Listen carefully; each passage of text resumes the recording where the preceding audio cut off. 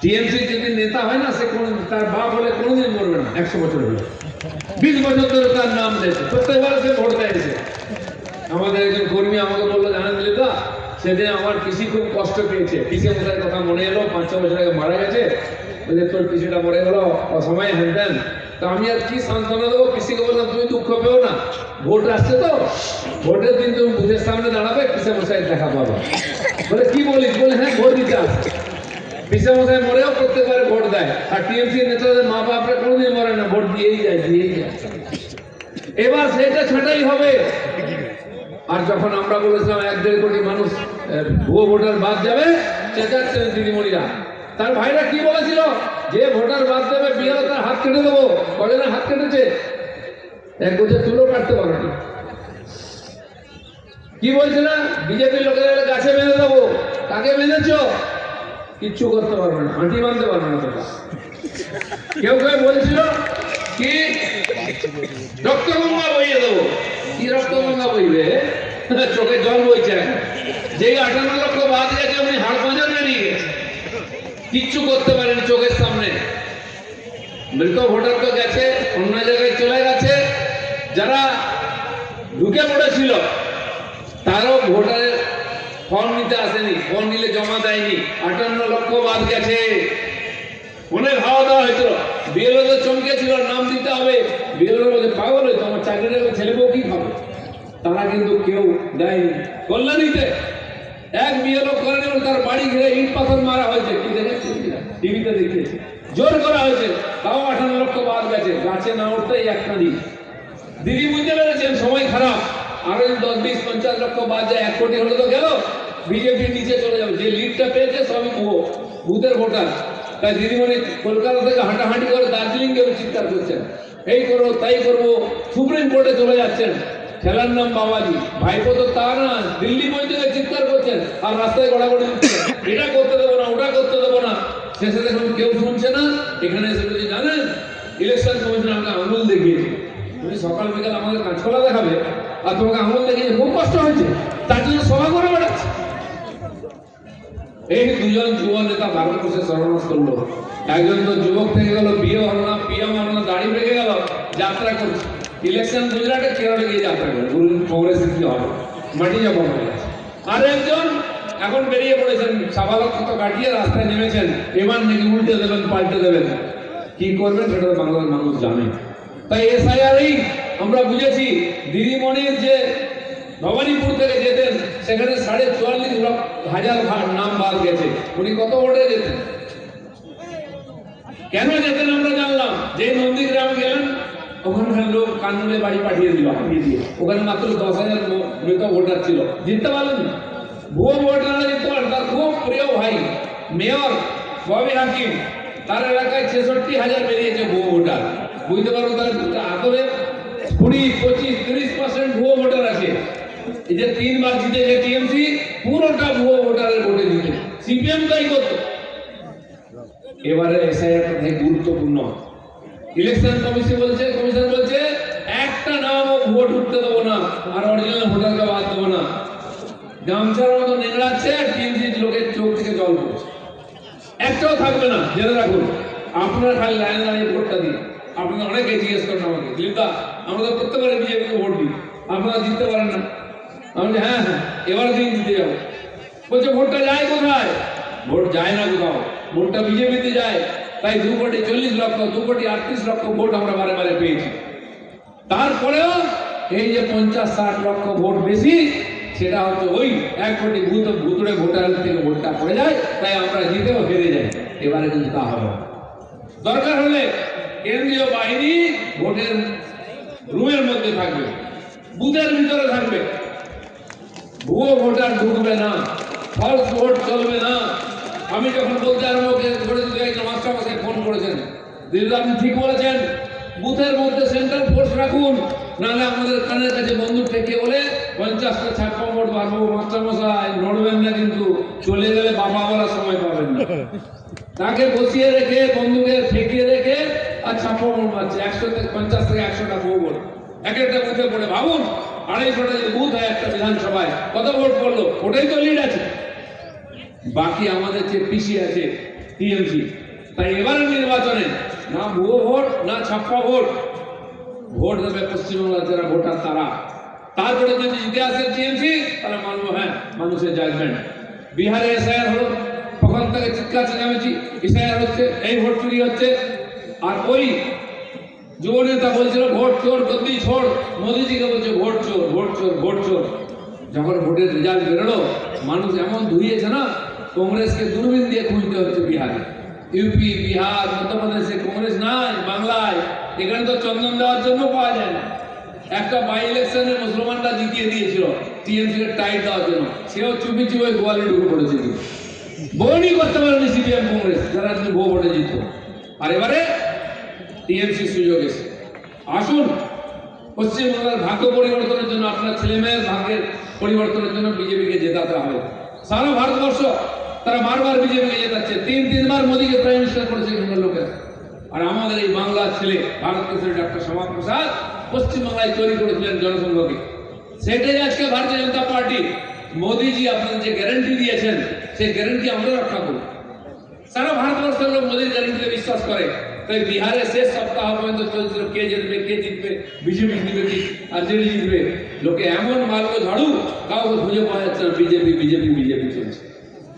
নরেন্দ্র মোদীর প্রতি মানুষের যে শ্রদ্ধা আছে, যে বিশ্বাস আছে, তার কারণ বিজেপি নেতা, সেই বিজেপি আপনাকে প্রতিশ্রুতি দিচ্ছে। আমরা আছি নরেন্দ্র মোদীর এখানে প্রতিনিধি, আপনার স্বপ্নকে সফল করবো। আপনার যে অত্যাচার হচ্ছে, আপনার উপরে যে লুট হচ্ছে, আপনার অধিকার যে ছিনিয়ে নেওয়ার চেষ্টা হচ্ছে। বন্দে মাতরম, বিজেপি জিন্দাবাদ, নরেন্দ্র মোদী জিন্দাবাদ, এপি নड्डा জিন্দাবাদ, জয় শ্রীরাম, জয় জগন্নাথ। মঞ্চে জগন্নাথকে সাক্ষী রেখে আপনার সামনে আমি দাঁড়িয়েছি। জগন্নাথ সরকার যাকে আপনার দুবার দিল্লি পাঠিয়েছেন, উপস্থিত আছেন। আজকের এই সভানেত্রী, আমাদের জেলার সভানেত্রী অপর্ণা নন্দী অনেক বছর ধরে এই পার্টিতে কাজ করছে, আজকে জেলার নেত্রী। তার পেছনে আমাদের সমস্ত এমএলএরা বসে আছেন, বরিষ্ঠ নেতারা বসে আছেন, তাদের পরিচয় হয়েছে বা হবে, সবাইকে আমরা সম্বোধিত করছি। যাদেরকে আপনারা পরিশ্রম দিয়ে, সাহস দিয়ে জিতিয়ে এখান থেকে জনপ্রতিনিধি করেছেন, কিন্তু তাদেরকে যারা জিতিয়ে নিয়ে এসেছেন, এই যে আপামর জনসাধারণ, জনতা জনার্দন, এই অঞ্চলের ভারতীয় জনতা পার্টির যারা সমর্থক, কর্মী, নেতৃত্ব, এই শীতের দিনেতে সবাই মিলে চাদর গায়ে দিয়ে চলে এসেছেন আমাদের ভাষণ শুনতে। সেই জনতা জনার্দনকে আমি প্রণাম জানাই, ইংরেজি নববর্ষের শুভেচ্ছা জানাই। বড় সংখ্যায় আমাদের মা বোনেরাও এসেছেন সভাকে সফল করার জন্য, সবাইকে আমি আন্তরিক শুভেচ্ছা জানাই। আমি ভাষণ দিতে আসি অনেক দিন পরে, উপাস এলাম। বেশ কয়েক বছর আগে আমরা একবার মিউনিসিপ্যালিটি ইলেকশনের আগে সভা করেছিলাম, তার আগে লোকসভার আগে একবার বড় সভা করেছিলাম এখানে। তাই অনেকদিন পরে আপনারা এসছেন, সবাইকে আমি দর্শন করতে এসেছি, দর্শন দিতেও এসেছি, দেখা হয়নি। অনেক নেতারা আসছেন, তাদের ভাষণ শুনবেন। আমাদের মাননীয় রাজ্য সভাপতি পৌঁছবেন কিছুক্ষণের মধ্যে, যার বক্তব্য নিয়ে আমরা গর্বিত। তার ভাষণ শোনার জন্য দূর দূর থেকে, খালি কর্মী নয় সাধারণ মানুষরাও আসেন, তার ভাষণ আমরা শুনব। তিনি আমাদের মুখ্য বক্তা, মুখ্য অতিথি। আমরা সঙ্গে আছি, নেতৃত্বের সঙ্গে লড়াই করে আমরা বানর সেনার মতো এবারে লঙ্কা জয় করতে চাই। এই যে রাবণ রাজ্য চলছে, সে লঙ্কার বিসর্জন এবারে হবে। কারণ পরিবর্তন সভা নাম আমরা সভা করছি, জায়গায় জায়গায় প্রত্যেকদিন 200, 250, 300 আমরা স্ট্রিট কর্নার করছি সারা রাজ্যেতে পশ্চিমবঙ্গের পরিবর্তনের জন্য। গতবারও পরিবর্তনের লড়াই হয়েছিল, অর্ধেকটা হয়ে আটকে গেছে, এবার সেটা পুরো করতে হবে। সেই জন্য গ্রামে গঞ্জে আমরা লড়াই শুরু করেছি। আজ একটু বড় করে হয়েছে, আপনারা দেখেছেন হয়তো আপনাদের এলাকায়, পঞ্চায়েতে, ওয়ার্ডে ওয়ার্ডে সভা হচ্ছে। কিন্তু মাননীয় রাজ্য সভাপতি যেহেতু প্রথমবার আমাদের জেলায় আসছেন, তাই আমরা সবাইকে ডেকেছি, সব কর্মীরা এখানে উপস্থিত আছে। পরিবর্তন তো এমনিতেই হবে, পরিবর্তন যুগের নিয়ম, কিন্তু আমরা একটু তাড়াতাড়ি চাইছি। আপনারা অনেকে বলতে পারেন, হ্যাঁ আপনার মধ্যে আর বাইরে থাকতে ভালো লাগছে, মন্ত্রী হতে চাইছেন। নিশ্চয়ই মন্ত্রী হব, মন্ত্রী তো হতেই হবে, নাহলে আপনাদেরকে সুবিধা দেবো কি করে? গরিব মানুষের জীবনের পরিবর্তন কি করে করবো? পশ্চিমবাংলায় বিজেপি সরকার না হলে নরেন্দ্র মোদী যে গরিব কল্যাণ যোজনার সমস্ত সামগ্রী পাঠাচ্ছেন এখানকার গরিব মানুষের জীবন পরিবর্তনের জন্য, সেটা আপনার কাছে পৌঁছবে কি করে? আবাস যোজনার টাকা লুট হয়ে যাচ্ছে, শৌচালয়ের টাকা লুট হয়ে যাচ্ছে, রাস্তায় যে পানীয় জল আসবে জল জীবন মিশনের টাকা লুট হয়ে যাচ্ছে, বিদ্যুতের, ড্রেনের, ফুটপাতের, এমনকি আপনার রেশন লুট হয়ে যাচ্ছে। ছেলে মেয়েদের জন্য জুতো দিচ্ছে সরকার, তাও ফাটা। জামা কাপড় দিচ্ছে ঘর নেতা, নেতার মতো, ঘর মোচার মতো। সাইকেল দিচ্ছে, তার প্যাডেল নেই, তার টিউন নেই, তার টায়ার নেই।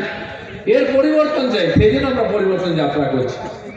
মাননীয় আমাদের স্বর্গীয় প্রতিষ্ঠাতা ডক্টর শ্যামাপ্রসাদ মুখার্জি, এই যে এখানে যারা বসে আছে ওপার বাংলা থেকে আসা 90% মানুষ, তাদেরকে এই দেশেতে, এই বাংলায় মাথা উঁচু করে বাঁচার প্রতিশ্রুতি দিয়েছিলেন। এখানকার যোগ্য নাগরিকত্ব দিয়ে এই দেশে তারা সম্মানের সঙ্গে থাকবেন, এই প্রতিশ্রুতি দিয়েছিলেন। সে প্রতিশ্রুতি এখনো পুরো হয়নি। শুরু হয়েছে সিএ এর মাধ্যমে নাগরিকত্ব দেওয়া। এখানে যতক্ষণ না ডবল ইঞ্জিন সরকার হচ্ছে, মোদীজির হাতের আশীর্বাদ যতক্ষণ না এখানে পৌঁছচ্ছে, ততক্ষণ পর্যন্ত তার প্রতিশ্রুতি আমরা পূর্ণ করতে পারবো না। তাই আমরা পরিবর্তনের জন্য লড়াই করছি। এতদ অঞ্চলের মানুষ সুপার সেন্সের বাইরে গেলে সবই কৃষক আছে। ভারতবর্ষের কৃষকদের ইনকাম ডবল করার জন্য নরেন্দ্র মোদী বহু প্রকল্প নিয়ে এসছেন, কিন্তু এখানে পৌঁছচ্ছে না। কৃষক সম্মান নিধি প্রত্যেকের জন্য ৬,০০০ টাকা করে এক কাঠা জায়গা থাকলেও তাও সবাই পায় না, ওই পার্টির লোকেরা পেয়ে যাচ্ছে। এখানে ফসল বীমা যোজনা তাও সবাই পায় না। আমরা ধান চাষ করি, তার সহায়ক মূল্য ২,০০০ বেশি হয়ে গেছে, ১৪০০ ছিল, তাও সবাই ঠিক মতো পায় না। ১৬০০-১৮০০ টাকায় ধান বিক্রি করতে হয়, আর দিদির ভাইরা ফোড়েরা নিয়ে গিয়ে ২,০০০ টাকায় ১২,০০০ টাকায় বিক্রি করে। গম তার সহায়ক মূল্য এখানে লোকেরা পায় না। এমনকি মাছের জন্য, মাছ চাষের জন্য ব্লু রেভলিউশন 2020 সালে মোদীজি করলেন, যাতে বাংলার মানুষ এখানকার মাছ খায়, সে উপায় নেই। মাছ খাই আমরা, চাষ করে অন্ধ্রপ্রদেশের লোক, ওখান থেকে মাছ আসে। 2010 সাল পর্যন্ত আমরা দেশে 1 নম্বরে ছিলাম মাছ উৎপাদনে, কিন্তু আজকে আমরা পিছিয়ে গেছি। খাচ্ছি ঠিক, কিন্তু উৎপাদন কমে গেছে। বহু বিল, খাল, পুকুর, নদী পড়ে আছে, যেখানে মাছ চাষ ঠিক মতো হয় না বা লুট করা হচ্ছে।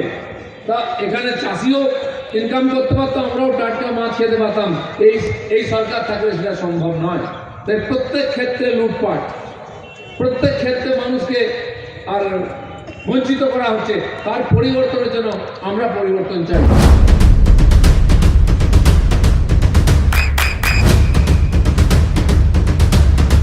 বৃষ্টিতে স্বস্তি। বৃষ্টি অ্যাকোয়া, বিশুদ্ধ পানীয় জল। যে শিক্ষার অধিকার চাই, মাটির অধিকার চাই, আমাদের নাগরিকত্ব চাই, আমরা সমমর্যাদায় বেঁচে থাকতে চাই। আমরা দয়া চাই না, ভিক্ষা চাই না, অনুগ্রহ চাই না, উৎপাদন উৎসাহ চাই না। মতুয়া সমাজ যদি বেঁচে থাকে, নিজেদের অস্তিত্ব রক্ষার লড়াই করে নয়, আত্মমর্যাদা নিয়ে। কারণ এই মাটির ওপরে মমতা বন্দ্যোপাধ্যায়ের যে অধিকার আছে, আপনাদের এখানে মতুয়া পরিবারের মানুষজন সেই অধিকার আছে। কারণ যাদের রাজনীতির কারণে আজকে আপনাদের এলাকা ছেড়ে চলে যেতে হয়েছে, যাদের রাজনীতির কারণে আজকে পশ্চিমবঙ্গের বিভিন্ন জায়গায় উদ্বাস্তু কলোনি তৈরি হয়েছে, আজকে তাদের নাগরিকত্ব পাইয়ে দেওয়ার জন্য যে ব্যবস্থা করেছেন তিনি নরেন্দ্র মোদী। আজকে বিভ্রান্ত হবেন না, এখনো সময় আছে। সিএর ফর্ম ভরুন, নাহলে যদি ভবিষ্যতে আপনাদের নিয়ে কোনো জটিলতা তৈরি হয়, তার জন্য আপনি নিজেকেই দায়ী করতে বাধ্য থাকবেন। প্রধানমন্ত্রী এগিয়ে এসেছেন, স্বরাষ্ট্রমন্ত্রী এগিয়ে এসেছে, 3-3 জন্য নির্বাচিত হয়েছে বিজেপির সরকার। তাই আপনাদের এগিয়ে আসতে হবে। যে কোনো মূল্যে পশ্চিমবঙ্গের মাটিতে সিএকে বাস্তবায়িত করতে হবে। সমস্ত বতুয়া, সমস্ত নমশূদ্র, সমস্ত বর্ণ হিন্দু, সমস্ত চাকমা, সমস্ত বুদ্ধিস্ট, সমস্ত জৈন, সমস্ত পার্টি যারা ওখানে থেকে গেছেন, সমস্ত খ্রিস্টান, আজকে তাদের নাগরিকত্বের ব্যবস্থা করতে। কি পরিস্থিতি তৈরি হয়েছে পশ্চিমবঙ্গ? ওপার বাংলায় দীপু দাসকে জীবন্ত পুড়িয়ে মেরে দেওয়া হচ্ছে, আর এবার বাংলায় হরগোবিন্দ দাস, চন্দ্র দাসকে প্রকাশ্যে দিবালোকে কুপিয়ে খুন করা হচ্ছে। অপরাধ কি? অপরাধ হচ্ছে তারা দুর্গা প্রতিমা তৈরি করে, মা কালীর মূর্তি করে, সরস্বতীর প্রতিমা তৈরি করে। তাই যারা ধর্মান্ত, যারা মূর্তি পুজোর বিরোধী, পৌত্তলিকতাবাদের বিরোধী, যারা পৃথিবীতে অন্য কোনো ধর্মের অধিকারকে স্বীকৃতি প্রচার করে না, আজকে সেই জন্য দুই পিতা পুত্রকে কুপিয়ে খুন করে ফেলা হলো, এর নাম হলো গোষ্ঠীদ্বন্দ্ব। আজকে এর বাইরে আপনাদের বেরিয়ে আসবে। দেখুন, তৃণমূল সরকার চলে গেছে, তৃণমূল সরকার চলে যাবে, তৃণমূল নেই, কোনো বোমার প্রয়োজন নেই, কোনো গুলির প্রয়োজন নেই, কোনো লাঠির প্রয়োজন নেই, কোনো রক্তক্ষয়ী সংগ্রামের প্রয়োজন নেই। শুধু তৃণমূলকে না বলে দিতে হবে না, তৃণমূল মানে না। আপনারা পঞ্চায়েতে এই অঞ্চলের মানুষ তৃণমূলকে না বলে দিয়েছিলেন না। তৃণমূল ভিডিওটা দিয়ে ভোট লুট করিয়ে আমাদের পঞ্চায়েতের, জেলা পরিষদের সমস্যার অধিকারকে কেড়ে নিয়েছে। তৃণমূল ভিডিওর মধ্যে দিয়ে এক ভিডিওকে কাজে লাগিয়ে একটার পর একটা বিজেপি পঞ্চায়েতে দখল করেছে। আমাদের জয়ী প্রার্থীকে রাত্রি 1টা পর্যন্ত বসিয়ে রেখে কোন ঘটনার নামে তাদের অধিকারকে ব্যক্ত করে দিয়েছে। যারা প্রতিনিয়ত লক্ষ্মীর ভান্ডারের নাম করে রাজনৈতিক বিশ্লেষণ করতে গিয়ে মহিলাকে অপমান করে চলেছে, তাদের বিগত কথা বলছি। পশ্চিমবঙ্গে যদি কেউ মনে করে তাদের লক্ষ্মীর ভান্ডারের মধ্যে দিয়ে কিন্তু মহিলাকে কিন্তু পাইয়ে দিয়ে তাদের রাজনৈতিক সত্তাকে, তাদের রাজনৈতিক বোধকে বাজেয়াপ্ত করে ফেলেছেন, তাদের কিনে ফেলেছেন, তারা মুখের সঙ্গে বাস করছেন। যে টাকা আপনারা পাচ্ছেন সেই টাকা আপনার টাকা, আপনার প্রধানমন্ত্রী আবাস যোজনার টাকা, নরেন্দ্র মোদীর টাকা নয়, আপনার টাকা। করা ছাড়া গত 14 বছর এই সরকার মানুষকে নতুন করে কিছু উপহার দিয়ে যেতে পারে। তাই দাবা দিয়ে নিয়ে তাকে নিয়ে ধরে আমরা তো অনেক স্কুল মাতার গল্প শুনেছি, এখন দেখছি নতুন গল্প। এতদিন পর্যন্ত কালীঘাটের মা কালী ছিলেন মুখ্যমন্ত্রী, পয়লা বৈশাখে তিনি পুজো করে। আজকে তিনি পুজো শুরু করতেন, এখন কালীঘাটের মা কালীও বলছেন আমি পারবো না, আমার কথা সম্ভব। মা কালী মুখ্যমন্ত্রীর দিকে তাকালে আজকে করে কথা মনে করছে, তুমিও মহিলা হয়েও একটা পরিবারের বাড়ি নিয়েছিল। মুখ্যমন্ত্রী একবারে যে মা কালীর দিকে তাকালেন, মা কালী রাত্রিবেলা জিজ্ঞাসা করছেন 40,000 চাকরি কি হলো।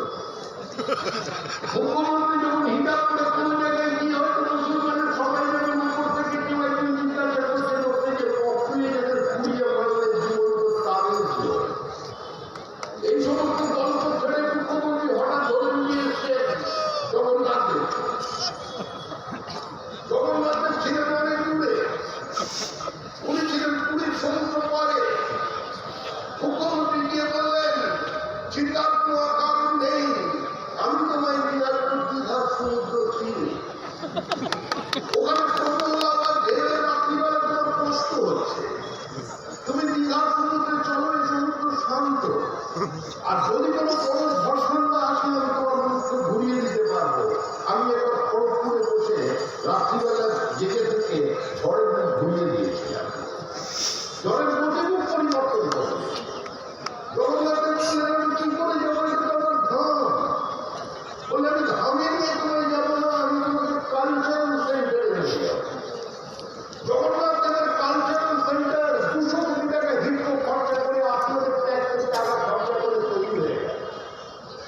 জগন্নাথের ভাবলেন তারা আমার কিছুটা সম্মান করতে হল, অন্তত আমার ভক্তরা ওপরে আমার বন্ধু বান্ধব যারা ছিল তারা আছেন, তারা আমাকে নিয়ে কোনো প্রশ্ন তুলতে না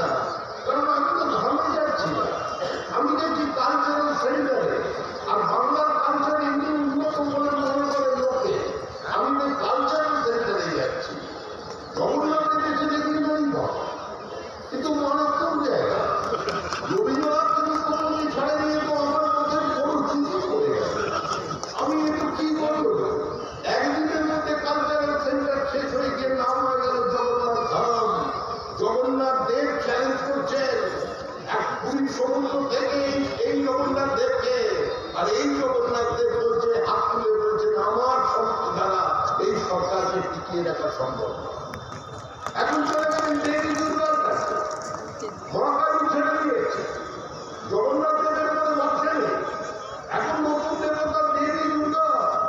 দুর্গা দশকর্মে ধারেনি যে শব্দটা তার পূর্বপুরুষ কংগ্রেসীরা বাদ দিয়েছিল বন্দে মাতরম থেকে, বঙ্কিমচন্দ্রের আনন্দ মঠ থেকে। আজকে সেই দেবী দুর্গার মূর্তি প্রতিষ্ঠা হবে কোথায়? মূর্তি প্রতিষ্ঠা হবে সেক্টর সল্টলেকের কাছে, আপনার নিউ টাউন। যেতে যেতে মাটি কাটা শুরু হয়ে গেছে।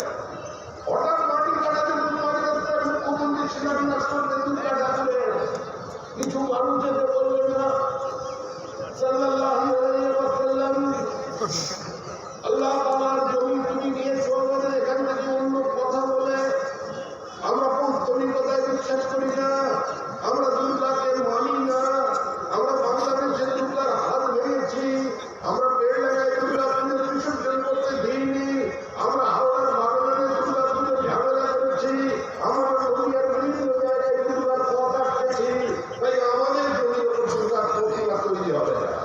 মুখ্যমন্ত্রী মুহূর্তের মধ্যে সিদ্ধান্ত নিলেন, কারণ মুখ্যমন্ত্রীর গতি নেতৃত্বই করবে, যে কোনো মুহূর্তে উনিকে পথ দেবেন, বিক্রি করতে পারবে পশ্চিমবঙ্গের কোনো রাজনৈতিক নেতা পারবে। মেসিকে নিয়ে দেখেছেন তো, মেসির পথে এত খুশিটা ভরপুরা করছিল যে মাঠ ভর্তি লোক চোর চোর চোর চোর করে চিৎকার করছে, মেসিও বুঝতে পারেনি কি হবে। মুখ্যমন্ত্রী একটু সরে গেলেন মেসির মধ্যে টুটু করে, ঢুকে পড়লেন অন্য মাঠে। ওর মাঠ, যে মাঠটা তৈরি হবে শিল্পায়নের জন্য যদি জমি অধিকৃত হয়েছিল, সেখানে এখন দেবী দুর্গার মন্দির হবে। দেবী দুর্গাকে নিয়ে অন্য খুব একটা নিশ্চিত নন, দুর্গার উপর ভরসা রাখতে পারছেন না মুখ্যমন্ত্রী, কারণ উনি জানেন দুর্গাকে দুদিন ধরে উপোস করে রেখে দিয়ে যেভাবে আমি কাজুবাদ করেছি, দেবী দুর্গার স্যালুট নিয়েছি দাঁড়িয়ে দাঁড়িয়ে, দুর্গার মনে কি আছে আমি এখন বুঝতে পারছি না, তাই ওর উপরে তুলতে ধরতে হবে। এবার একদম মহাদেবকে ধরে নিয়েছে, মহাকাল, উত্তরবঙ্গে মহাকাল হবে, উত্তরবঙ্গে জঙ্গলের কাঠ শেষ, নদীর পরিবেশ শেষ, উত্তরবঙ্গের নদী নিজের প্রতিরূপ বদলে হাজার হাজার একর জমি জলের তলায় ঢুকে গেছে। এখন উত্তরবঙ্গের মানুষ মহাকাল ভেঙে পড়েছে। দেব দেবী ছাড়া মুখ্যমন্ত্রীর কোনো ভরসা নেই। গঙ্গা সাগরে পৌঁছে গিয়ে সমস্ত দেবতার নাম করলেন। আর আপনি মহাকালী দেখেছেন, জগন্নাথ দেব দেখলেন, দেবী দুর্গা দেখলেন, বিষ্ণু মাতা দেখলেন, আপনি শিব দেবাদিদেব মহাদেবকে দেখলেন, কিন্তু সমস্ত দেবতার উপরে আছে গণ দেবতা। সেই গণ দেবতা হল রাজ্যের মানুষ। তারা সিদ্ধান্ত নিয়েছে 2026 নির্বাচন